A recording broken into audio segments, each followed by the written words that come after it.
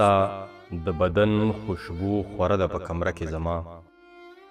ما ته کرلې لالیه په ګمله کې زما عجب تقسیم و ته زما وې خو د بل چا یې کړې اوس خپل زخمی ځان رسېدلی دی حصه کې زما بیا زه رو رو په ساز بدل شوم بې سندره ښار کې